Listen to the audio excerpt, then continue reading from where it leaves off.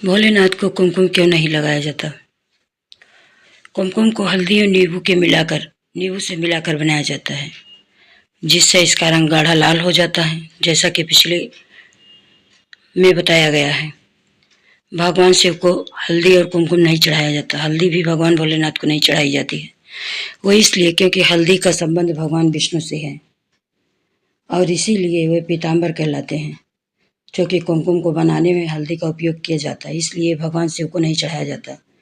एक कथा के अनुसार कुमकुम को माता पार्वती का वरदान है कि ये सदैव सौभाग्य का प्रतीक माना जाएगा। यही कारण है कि विवाहित स्त्रियों को कुमकुम लगाया जाता है ताकि वे सदैव सौभाग्यशाली रहें। चूँकि ये स्त्रियों के प्रसाधन में उपयोग होता है, इसलिए महादेव को नहीं चढ़ाया जाता है। कुमकुम श्रृंगार का प्रतीक भी है। कोई भी नारी जब श्रृंगार करती है तो उसमें कुमकुम का विशेष उपयोग किया जाता है।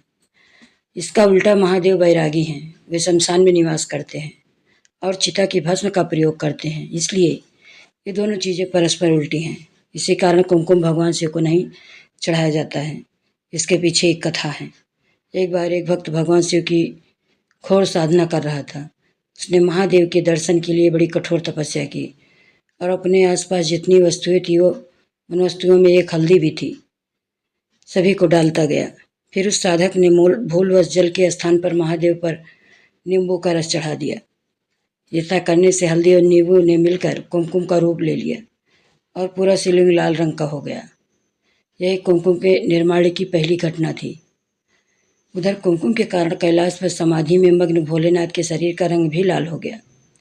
उसी समय माता पार्वती ने उन्हें देखा और उन्हें ऐसा आभास हुआ कि महादेव का पूरा शरीर रक्त से सना था। ऐसा दृश्य देखकर उन्होंने अपने अंश से महाकाली को प्रकट किया और उनसे कहा कि जिस किसी के कारण उनके स्वामी की ये दशा हुई है वह उनका अंत कर दें। माता की आज्ञा पाकर महाकाली भोलेनाथ के भक्त के पास पहुंची और उनका मस्तक काटने को तैयार हो गई। अब तो तपस्वी बड़ा घबराने लगा और अपनी रक्षा के लिए बारंबार भोलेनाथ को पुकारने लगा। जब भगवान भोलेनाथ ने देखा कि माँ काली से उनके भक्त की रक्षा नहीं हो सकती, तब वे तुरंत स्वयं ही अपने भक्त और महाकाली के खड्ग के बीच में आ गए। उनके आने से उनके भक्त की रक्षा तो हो गई, किंतु माता पार्वती का क्रोध शांत न हुआ। तब भोलेनाथ ने उन्हें सत्य से अवगत कराया कि ये उनका रक्त नहीं अपितु कुमकुम है, जो रक्त शाही आभास दे रहा है। ये सुनकर माता पार्वती ने यह विधान बना दिया कि आज से उनके स्वामी पर कुमकुम नहीं चढ़ेगा। किंतु फिर उनके भक्त की प्रार्थना पर माता ने यह आज्ञा दी कि स्वयं उनकी पूजा के समय कुमकुम सबसे प्रमुख माना जाएगा।